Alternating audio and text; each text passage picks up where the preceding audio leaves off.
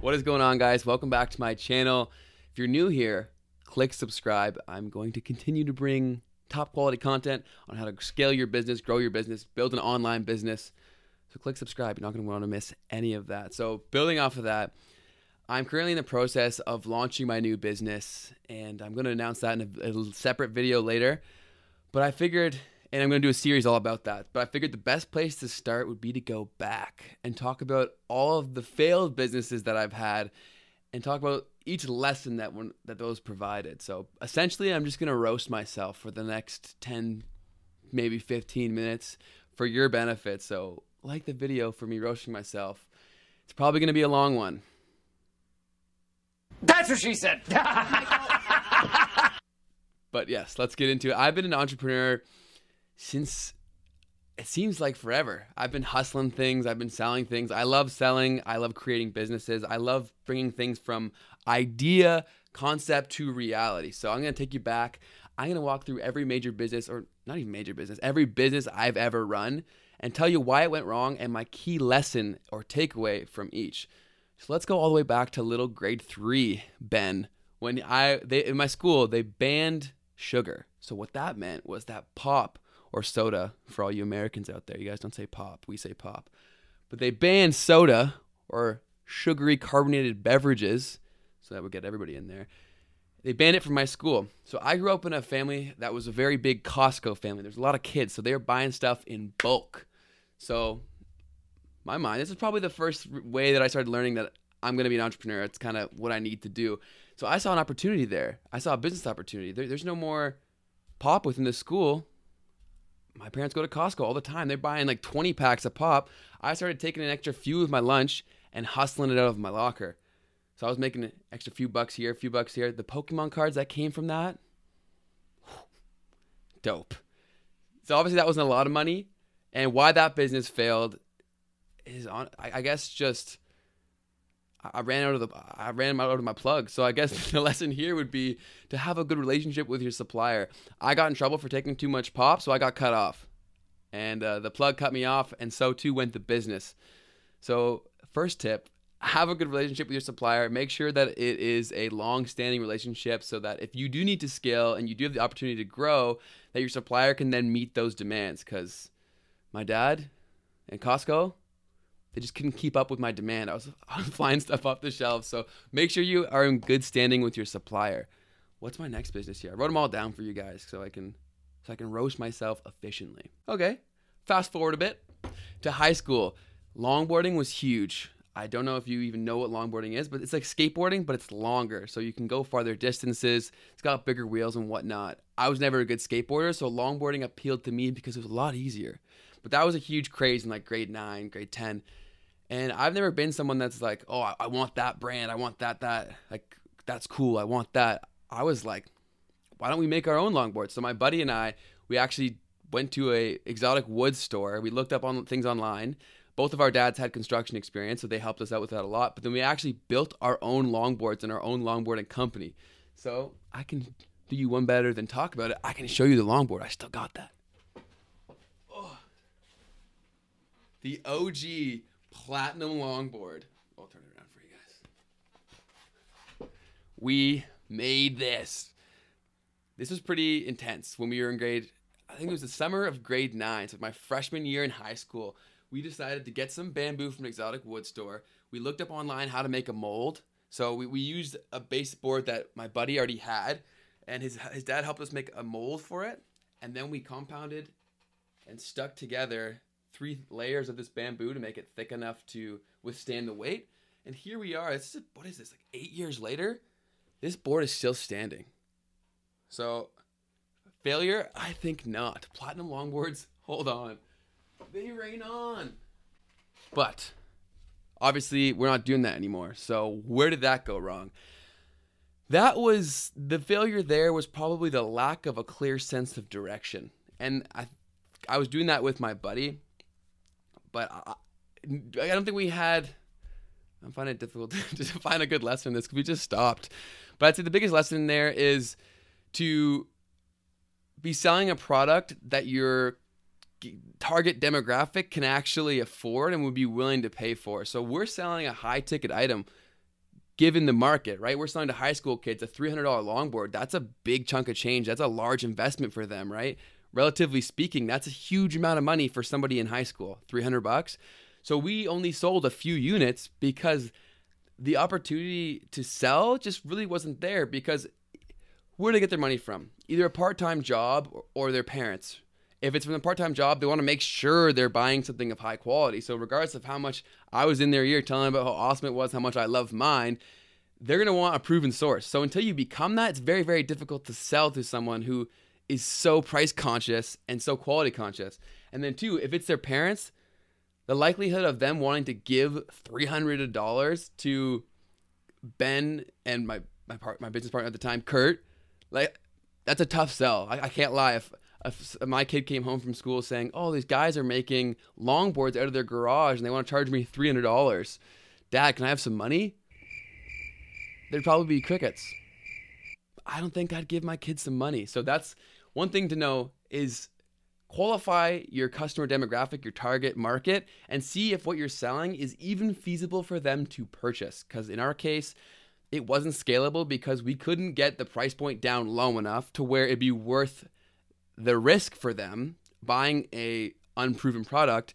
And it was tough to sell a lot of volume because of the price point being so close to what they know is a proven product that's going to have a warranty, all that stuff. And it wasn't made by two dudes in their garage. You want to go do karate in the garage? Yup. At like 15. So that was a really cool summer. I think we only did it for about a summer, maybe like 6 months. It was a lot of fun, super cool. Learned a lot of cool things from running that business, getting everything up and running. It was super awesome. But that's why we failed. We did not mesh well with our target market and the supply of our product. Just, it didn't go too well. Moving on. What's next? Oh, yes. Actually, another one we did in high school. And this is one where I think any kid in high school could do this, and it's super, super easy. A lot of it was basically drop shipping before drop shipping was a thing. So what we would do is we were a sports apparel store, right? So we would go to all the kids in our high school, telling them that we can get them jerseys, we can get them snapbacks, all the stuff that was cool at the time. So we fill out their orders, we take their money, and what we would do is go to a wholesaler in China, buy knockoff stuff, and give it to them for whatever agreed upon price it was. So everybody wins in that, in my opinion. Obviously, it's easy for me to say, seeing as I made the money. But we sold it to them far cheaper of a cost than it would have been for them to buy a genuine jersey. We made a good portion because we were buying in bulk as well as we were buying direct from China. So that worked out that way as well. And it was super, super easy and absolutely no risk to us, which was the best part, because you collect the money up front. So you're literally using their money to then buy that product. So there's no risk to you whatsoever, which is awesome, because my biggest advice to any entrepreneur is have your overhead as little or as small as possible. And this is a great way to do that. It's essentially like it was dropshipping before dropshipping was a thing. Now, these kids, you kids in high school, ever watching this, you are so blessed. You can literally go open up a dropshipping store so that you literally get their credit card to buy whatever it is that you link to your site. So you could either do it in person or at an actual dropshipping store. Both easy ways to make some money with no risk to yourself. The big lesson and takeaway from there was simply just scaling that. It was difficult to do because we were selling with just people within our school. And so we didn't really have a way to market that. So entering something that you want to do, you need to have a marketing plan and a plan to scale, because eventually your connections, your one-on-one connections, that well's going to run dry. And then when that is gone, who are you going to sell to? So how it kind of worked in my town is that there was like 1 or 2 kids doing this at every school. So the likelihood of us branching off, unless we had some sort of marketing tactics or referral program in place, which just wasn't going to be very, very easy. So that's the big lesson from there, is think long-term, think scalability, and think how you would scale if that opportunity presents itself. Because we were thinking too small picture when we could have had a bigger picture opportunity if we had to put in more effort, more strategy behind it. So have that plan in place. Next business. This is actually probably one of my favorite ones. So I actually started a clothing line in second year university. It was called Do Good Clothing and Apparel. It was all about supporting people, blah, blah, blah, all that good stuff. I love the logo. I'll pop it up right here. I liked it a lot. The whole brand imaging was something that I really, really liked. I actually got another buddy on board that I met at school, Sonny Nakra. He's been on the podcast a few times. And we were starting a clothing brand. So we got some ordered. We got some clothes in. We started doing some sweet photo shoots. We were selling some. All things were great. And then we get bombarded all at once with these hate DMs, comments, all this stuff from the supporters of a brand in the States, because we're operating in Canada. It was called like Do Good Forever or whatever. So it was very, very similar. It wasn't the exact same, but they were just harassing us, saying how we were fake, blah, blah, blah. It ruined our presence on social media. They absolutely tore us apart. And then they sent us a threat to pursue legal action if we didn't cease the continuation of our brand. So the likelihood of them actually pursuing that was slim to none, but it was pretty clippering. It was pretty crippling to the brand image. So that's the big lesson there is pretty obvious. Do your due diligence. Make sure that your name is not taken. Make sure that there's not going to be any people harassing you, because I'm not kidding. People started going ham for the supporters of that brand. My business partner was getting calls day and night, just threatening them. It was crazy. So make sure that you protect yourself at all costs. And another thing that I would say right there, it's a bonus tip for this failed business, is, again, with the whole overhead concept, is you want to keep it as small as possible. I definitely ordered more than I should have, because once we ceased promoting, it made it far more difficult to sell, and I was stuck with a bunch of shirts. They're cool to have, but it was wasted money. So you always want to keep your overhead as small as possible. So the bonus tip there is keep your overhead small, order as little as possible, prove the concept, and then scale from there, and also protect yourself. Second last business was my fitness business called BHL Fitness. And the whole core of that was actually a primary focus of my channel originally, was to have content all geared towards fitness, educational fitness things. And I used to sell fitness plans and meal plans. So fitness is a huge, huge passion of mine, absolutely. But I went into that with the sole intention of scaling that and then shifting towards the entrepreneurship, personal development, social media stuff that I do now. So that's a huge lesson right there, is if you ever approach something with the sole intention of shifting to go somewhere else, the likelihood of you being successful is extremely slim, because you're not going to give the necessary effort, apply the necessary grit, because it's not even what you want to be doing. It's a means to an end. But when there's other people who that is their sole passion, that's what they live and breathe, naturally they're going to beat you. So that was a huge lesson from there, is do what you actually love to be doing. And obviously sometimes you're going to have to grind it out doing something you don't love. In this situation, I'm free to create whatever kind of content I want. So if I'm creating this fitness content and it's not my true passion, the likelihood of it being successful is far smaller than if it was. Another huge lesson there is I was selling a product that still required work from the customer to actually get that end result. Let me explain that. I could make the best meal plan, I could make the best workout plan, that if someone were to follow it, they'd get ripped, they'd get super fit, they'd change their life. But the issue is the client has to follow through with that to create validation for you. Without that, your information is useless if not used properly. So that's a very, very difficult sell, because if you're selling a product that also creates an accountability to the end consumer that they have to do something too, if you don't have validation, that's an extremely tough sell. So that would be another point of advice there, is either have that validation, stick with it to gain that validation, or sell something that just creates value. It's like through the product creates value. My plans, did they create value? Absolutely. But they also needed something back from the consumer, which is a tougher sell and tougher thing to maintain and scale. So now that brings me to my final failed business, and that is Wave Retail right here. And that was a concept for a mobile application, which we almost got developed. And that's, if anybody's been following my content for a long time, I was actually in an incubator to try to grow that product and scale it. And we sucked it so bad. We did not utilize that resource at all. And that's because of the main lesson from that failure. I went into it in a partnership.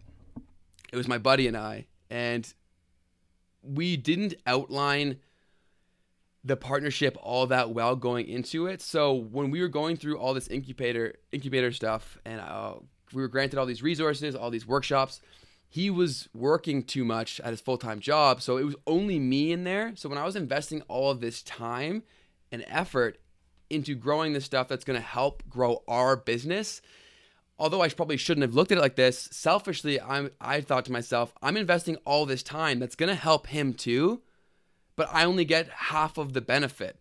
So that kind of made me lose my motivation, and it just kind of made the whole thing crumble apart because we couldn't stay consistent. We didn't follow through. We lost a lot of momentum by not following through with the incubator. We wasted a lot of that time and resource. So that's the big lesson there, is any partnership you enter, make sure it's mutually understood what both parties expect. And also, you don't always need a partnership. You can usually start it, build it yourself, and then get a partner involved or other people involved when it's a necessity. But I would say don't feel inclined to do a partnership because that's what people do. So make sure your partnerships are well outlined. You know exactly what to expect from each other, so you have that mutual accountability and you can help build each other. And don't feel pressured to have a partnership or a group. You don't need it. A lot of times you can chip away at it until it becomes a necessity. So make sure the partnership works for everybody involved. So that concludes my roast session of myself. The roast of Benjamin Hayden Levitt's businesses has concluded. So thank you guys so much for watching. I know this was a long one, but I think there's a lot of value here because this is a lifetime of failure summed up in the core lessons for you so that you don't have to try to make the same mistakes that I did. So as mentioned, my new business I will be launching in the coming weeks. So keep an eye out for that. Click subscribe, drop it a like, and then also in the comment section down below, let me know some of your failed businesses and what your favorite lessons were from those. Thank you guys so much for watching. As always, click subscribe, join the community. Wishing you nothing but health, love, and happiness. As always, keep crushing it, keep killing it. Talk to you soon. Peace.